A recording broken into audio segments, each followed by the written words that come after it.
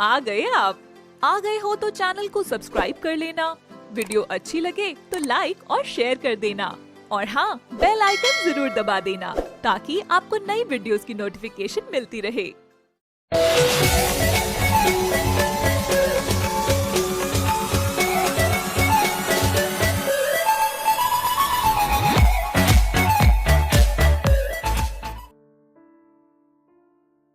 ये कहानी है सूर्यनगर की, जहाँ एक बहुत ही गरीब परिवार रहता था, जिसमें राकेश अपनी पत्नी पूजा और अपने 2 बच्चे टिंकू और रिया के साथ रहता था। राकेश पहले से ही गरीब नहीं था, वह काफी अच्छा काम करता था, अच्छा खाता था, कमाता था और अपने परिवार के साथ अच्छी जिंदगी जी रहा था। लेकिन कहते हैं ना कि खुशियों को नजर भी लग जाती है, ऐसा ही कुछ राकेश के साथ भी हुआ। उसकी खुशियों को भी नजर लगी। एक दिन वो अपने काम से बाहर जा रहा था और उसका बहुत बुरे तरीके से एक्सीडेंट हो जाता है, जिसकी वजह से राकेश के पैर खराब हो जाते हैं। उसका काफी इलाज चलता है, उसका सब कुछ उसके इलाज के चक्कर में चला जाता है। उसकी दुकान, उसका मकान और वह लोग बहुत ही ज्यादा गरीब हो जाते हैं। राकेश के पैर खराब होने की वजह से राकेश अब कोई काम नहीं कर सकता था, तो पूजा को ही अपने घर की जिम्मेदारी उठानी पड़ी। वह अपने परिवार को लेकर एक छोटे से गांव में चली जाती है। वहां पर एक छोटा सा घर लेकर रहती है और दूसरों के घर में काम करती है, लोगों के कपड़े धोती है, घरों को साफ करती है, जिससे वह राकेश की दवाई और अपने बच्चों का ध्यान रखती थी। लेकिन वह अकेली जान कितना करती। एक दिन राकेश उससे कहता है, मुझे माफ कर दो पूजा, मैं नहीं जानता था कि मेरा एक्सीडेंट से हमारा हाल इतना बुरा हो जाएगा। ऐसा दिन देखने से तो अच्छा होता कि भगवान मुझे अपने पास ही बुला लेता। कम से कम तुम अच्छे से जीवन तो जीती। मेरे इलाज के चक्कर में तुमने सब कुछ बेच दिया और अभी भी पूरी तरीके से मैं ठीक नहीं हूँ कि अपने परिवार की जिम्मेदारी को उठा सकूं। अजी आप ऐसी बात मत करिए, आप किसी बात की चिंता मत करिए, आप जल्दी ठीक हो जाएंगे। डॉक्टर ने कहा है आपका एक ऑपरेशन होना है, उसके बाद आप ठीक हो जाएंगे। बस उस ऑपरेशन में थोड़े ज्यादा पैसे लगेंगे। मैं कोशिश कर रही हूँ पैसे इकट्ठे करने की।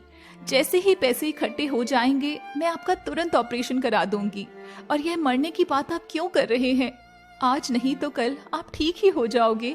और भगवान न करे अगर आप हमें छोड़कर चले जाते हैं तो फिर हम लोगों का क्या होगा? जरा यह भी तो सोचिए। अपने मन को तसल्ली मत दो पूजा, तुम भी जानती हो कि तुम घरों में काम करती हो और जो भी पैसे कमाती हो वो घर में ही खर्च हो जाते हैं। बच्चों का खाना पीना, मेरी दवाई, इनमें ही सारे पैसे खर्च हो जाते हैं। तुम इतने पैसे कहाँ से जमा करोगी? शायद से मैं कभी ठीक नहीं हो पाऊंगा। नहीं जी, मुझे अपनी लक्ष्मी माता पर पूरा विश्वास है। मेरी माता मेरे व्रत खाली नहीं जाने देगी। और अब तो धनतेरस भी आ रही है, माता का दिन आ रहा है। मेरी लक्ष्मी माता ने चाहा तो सब कुछ ठीक हो जाएगा। आप चिंता मत करिए, वो कोई ना कोई रास्ता मुझे जरूर दिखाएगी और मेरी समस्या का हल निकालेगी। मुझे अपनी माता पर पूरा विश्वास है।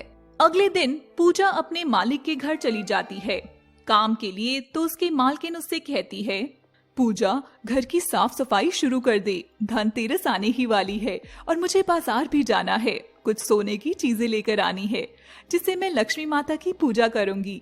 कहते हैं धनतेरस के दिन लक्ष्मी जी की पूजा करने से धन की और प्राप्ति होती है।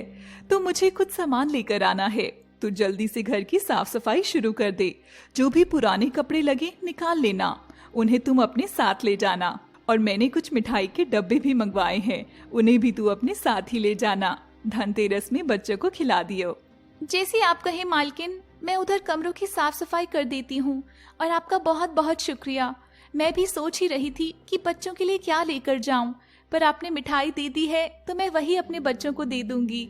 और जो भी पुराने कपड़े होंगे हम उन्हें ही पहन लेंगे। हमारा भी त्योहार ठीक से बन जाएगा। पहले तो मेरे पति इतना कुछ करते थे, मैं भी सोने की चीजें लाया करती थी। वह हमेशा मेरे लिए कुछ ना कुछ सोने का सामान लेकर आते थे। लेकिन अब तो यह सब सपना ही रह गया है। भगवान करे मेरे जैसा दिन माता लक्ष्मी किसी को ना दिखाए, सबके घर पर अपनी कृपा बनाए रखे और सबकी धनतेरस खुशहाल हो और सब पर धन की कृपा बनी रहे। क्यों पूजा, ऐसा क्या हुआ तेरे साथ? तूने कभी बताया नहीं तेरे पति के साथ ऐसा क्या हुआ?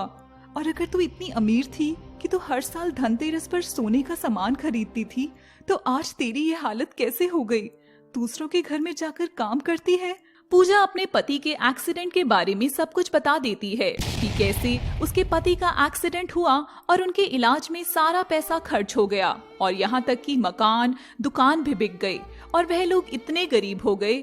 उसकी मालकिन यह सुनकर बहुत दुखी होती है और वह भी माता लक्ष्मी से हाथ जोड़कर प्रार्थना करती है कि माता लक्ष्मी ऐसा दिन किसी को ना दिखाए, सब पर अपनी कृपा बनाए रखे और कभी भी किसी को इतना गरीब ना करे, सब पर अपनी कृपा बनाए रखें। फिर मालकिन उससे कहती है, देख, तुझे पैसों की जरूरत है, मैं ये बात समझ गई हूँ, तो तू एक काम कर, मैं तुझे कुछ महीनों की सैलरी एडवांस में दे दूंगी और मेरे शहर में एक हवेली है जहाँ पर कोई रहता नहीं है, वह काफी बड़ी है, तो तू 2 दिन जाकर वहाँ की साफ सफाई कर दियो, क्योंकि मुझे वहाँ पर पूजा के लिए जाना होता है और वहाँ पर मैंने पौधे भी मंगवाए हुए हैं, तो तू वह पौधे जरूर लगा देना। लेकिन कल धनतेरस है, तो तू ये कैसे करेगी? कोई बात नहीं मालकिन, मैं सुबह माता की पूजा करके सीधा वहाँ पर पहुँच जाऊंगी। वहाँ पर पहले साफ सफाई करके फिर पेड़ पौधे लगाकर मैं आपको बता दूंगी और शाम को आपके पास आ जाऊंगी पैसे लेने के लिए, क्योंकि मुझे भी अपने पति के लिए दवाई लेकर आनी है। पूजा अपनी मालकिन को कहकर चली जाती है। अगले दिन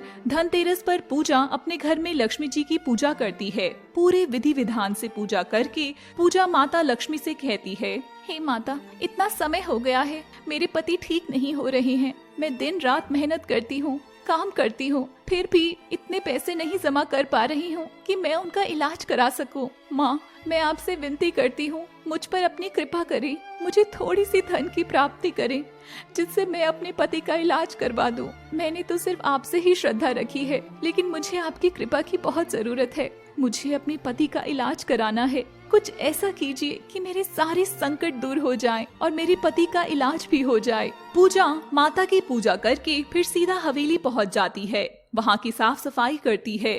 फिर वह पौधे लगाने के लिए जमीन खोदना शुरू कर देती है। जैसे ही जमीन में खोदती है तो उसे एक छोटा सा पैकेट मिलता है जिसमें कुछ डायमंड्स थे, जिसे देखकर पूजा हैरान हो जाती है। उसे कुछ भी समझ नहीं आता कि वह क्या करे।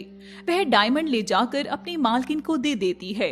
मालकिन यह सब देखकर बहुत खुश होती है और उसकी ईमानदारी की तारीफ करती है और उसे 2 डायमंड्स दे देती है और उससे कहती है, मुझे तेरी ईमानदारी पर बहुत विश्वास है और मैं बहुत खुश हुई यह देखकर कि तूने यह डायमंड मुझे वापस ला कर दिए। तेरी जगह कोई और होता तो वह ये डायमंड्स कभी मुझे वापस लाकर नहीं देता। मैं यह भी जानती हूँ कि तुझे पैसों की कितनी जरूरत है, तुझे अपने पति का इलाज कराना है, उसके बावजूद भी तूने डायमंड्स मुझे वापस ला कर दिए। ये तेरी ईमानदारी का इनाम है। तू अपने पति का इलाज भी करा और अपने परिवार को एक अच्छी सी जगह लेकर जा।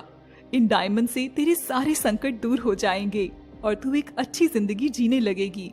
और इस धनतेरस माता रानी ने तेरी सुन ली और सारे कष्ट दूर कर दिए। पूजा यह सब सुनकर बहुत खुश होती है। सही में उसकी मालकिन के एहसान से उसके सारे कष्ट दूर हो गए। उसके पति का अच्छे से इलाज भी हो गया और वह अच्छा सा घर लेकर रहने भी लगे। थोड़े समय बाद पूजा का पति सही हो जाता है और वह अपना काम फिर से शुरू कर देता है और वह लोग फिर से अमीर हो जाते हैं और अच्छा खुशहाल जीवन जीने लगते हैं। दोस्तों, इस कहानी के माध्यम से हम यही कहना चाहते हैं कि अगर हम पूरी ईमानदारी से और श्रद्धा से कोई काम करते हैं तो माता लक्ष्मी किसी भी रूप में आकर हमारी मदद जरूर करती हैं। बस हमें उन पर विश्वास और मेहनत से अपना काम करना चाहिए और पूरी ईमानदारी से सबके साथ अच्छा करो। ऊपर वाला तुम्हें देख रहा है। आप सभी को हमारी तरफ से हैप्पी धनतेरस।